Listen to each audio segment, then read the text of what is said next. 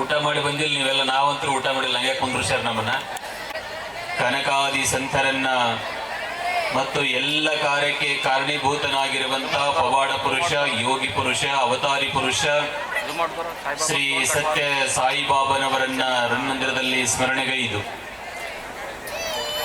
ಆ ಮಹಾತ್ಮನ ಜಾತ್ರೆಯ ನಿಮಿತ್ತವಾಗಿ ಹಮ್ಮಿಕೊಂಡಿರುವಂತಹ ಸಾಮೂಹಿಕ ಸಮಾರಂಭದ ಆದಿಯಾಗಿ 10 ಹಲವಾರು ಸಮಾರಂಭವನ್ನ ಆಯೋಜನೆಯನ್ನು ಮಾಡಿದ್ದಾರೆ.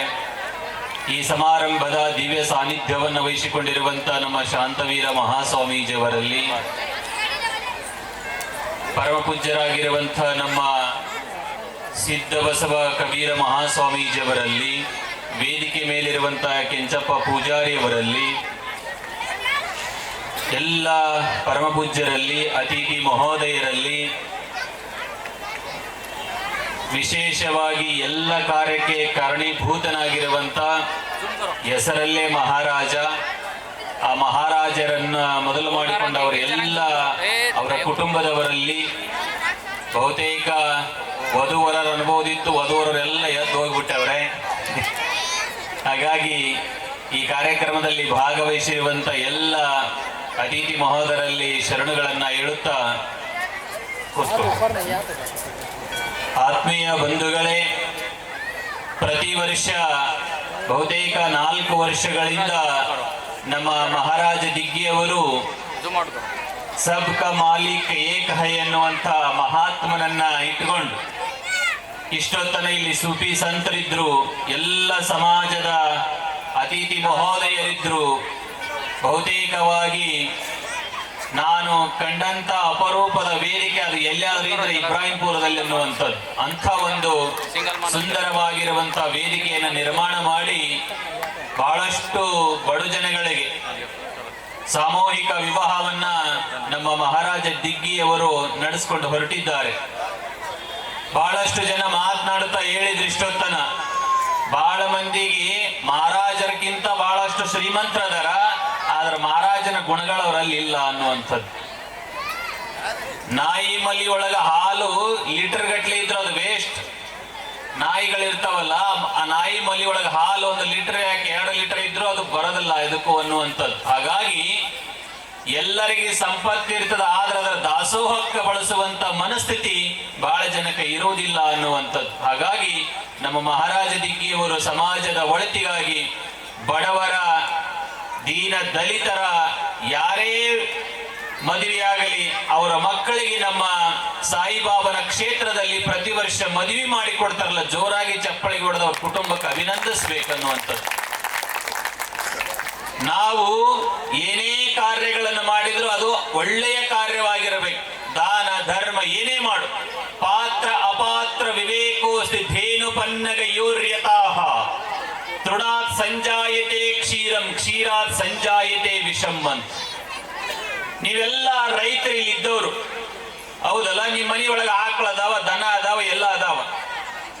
ಆಕಳಿಗೆ ಎಮ್ಮಿಗಳಿಗೆ ನೀವ್ ಏನ್ ಹಾಕ್ತಿರಿ, ಹೊಲದಾಗ ಬೆಳೆದಿರುವಂತ ಕಸ ಕಿತ್ಕೊಂಡು ಬಂದು ಹಾಕ್ತಿರಿ, ಹೌದಲ್ಲ?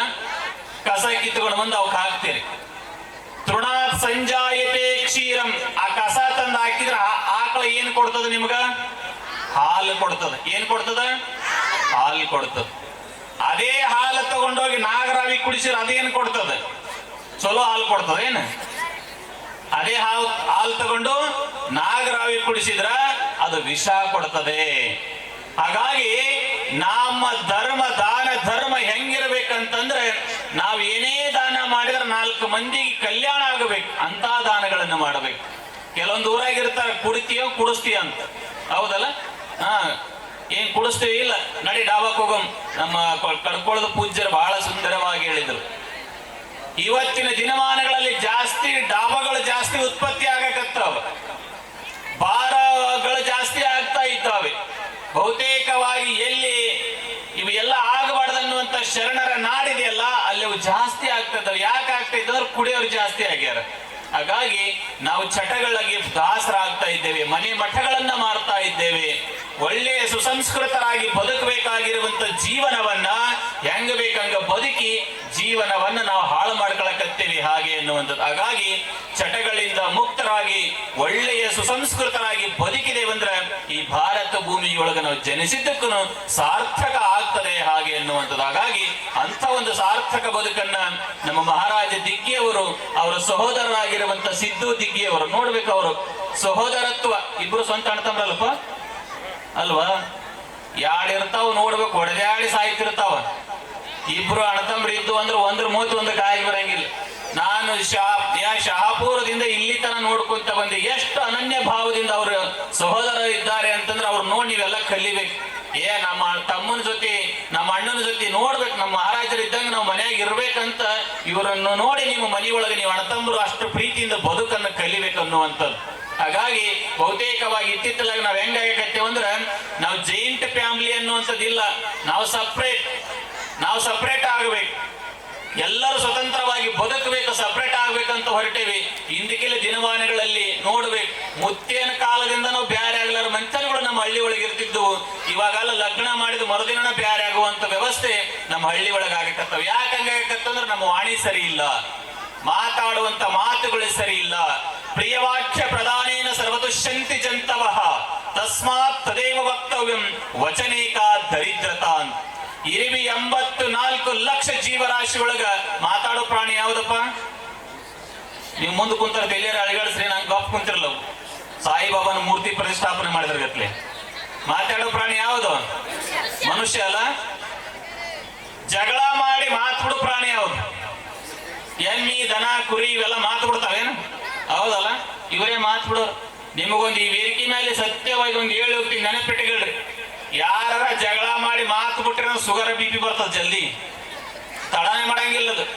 ಯಾಕಂತ ಕೇಳ್ರಿ ಹೇಳ್ತೀನಿ. ಇಲ್ಲಿ ಕಬೀರಾನಂದ ಸ್ವಾಮಿಗಳು ಅದಾರ, ಇಲ್ಲಿ ಪರಮ ಪೂಜ್ಯರು ನಮ್ಮ ಜೊತೆ ಬಹಳ ಪ್ರೀತಿಯಿಂದ ಅದಾರ.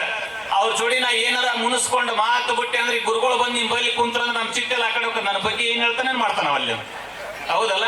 ಯಾಕೆ ಬರೀ ಅವ್ರ ವಿಚಾರ ಮಾಡಿ ಮಾಡಿ BP ಜಾಸ್ತಿ ಆಗ್ತದ, ಶುಗರ್ ಜಾಸ್ತಿ ಆಗ್ತದ, ಬ್ಲಡ್ ಹೆಚ್ಚು ಕಡಿಮೆ ಆಗಿ ಆರೋಗ್ಯದಲ್ಲಿ ಹದಗೆಟ್ಟು ಹೋಗ್ತದ. ಹಾಗಾಗಿ ಎಲ್ಲರನ್ನ ಪ್ರೀತಿಸಿಕೊಂಡು ಎಲ್ಲರ ಜೊತೆ ಆನಂದವಾಗಿ ಯಾರು ಬದುಕ್ತಾರೆ ಅದು ನಿಜವಾದ ಬದುಕು.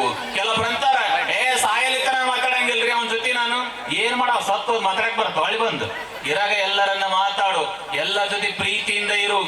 ಏನು ತಗೊಂಡೋಗಂಗಿಲ್ಲ ಶರೀರ, ಏನೇನು ಈ ಜಗತ್ತಿನೊಳಗೆ ನಾವು ತಗೊಂಡೋಗಂಗಿಲ್ಲ. ಅನಿತ್ಯಾನಿ ಶರೀರಾಣಿ ವಿಭೋ ನೈವ ಶಾಶ್ವತಃ ನಿತ್ಯಂ ಸನ್ನಿಹಿತೋ ಮೃತ್ಯು ಕರ್ತವ್ಯೋ ಧರ್ಮ ಸಂಗ್ರಹ ಅಂತ. ಹಾಗಾಗಿ ಈ ಜಗತ್ತು ನಮಗ ಅತಿಥಿಗಳ, ನಾವಿಲ್ಲಿ ಸುಮ್ಮ ಬಂದೇವಿ, ಒಂದಷ್ಟು ದಿನ ಇರ್ತೇವೆ, ಮತ್ತಿದನ್ನ ಬಿಟ್ಟು ಹೋಗ್ತೇವೆ. ಹಾಗಾಗಿ ಉತ್ತಮವಾಗಿರುವಂತ ಬದುಕನ್ನು ಬದುಕಿ ನಮ್ಮ ಬದುಕನ್ನು ಸಾರ್ಥಕ ಮಾಡ್ಕೋಬೇಕಾಗಿತ್ತು ಅಂದ್ರೆ ನಮ್ಮ ಕೈಲಾದಷ್ಟು ಇಂಥ ದಾನ ಧರ್ಮಗಳನ್ನ ಮಾಡಿ ಪರೋಪಕಾರ್ಯಗಳನ್ನ ಮಾಡಿದ್ರಿ ಅಂತಂದ್ರೆ ಜೀವನ ಸಾರ್ಥಕ ಆಗ್ತದೆ. ಬಹುತೇಕ ಮಹಾರಾಜ ನಡೆದಂತ ತಾಯಿ ತಂದೆಯರು ಭಾಗ್ಯಶಾಲಿಗಳು. ಇಂಥ ಮಕ್ಕಳು ನಡೆದಾರಲ್ಲ, ಅವ್ರಿಗೆ ಜೋರಾಗಿ ಚಪ್ಪಳಿ ಹೊಡೆದ ಅವ್ರ ತಾಯಿ ತಂದೆಗೆ ಅಭಿನಂದಿಸಬೇಕು.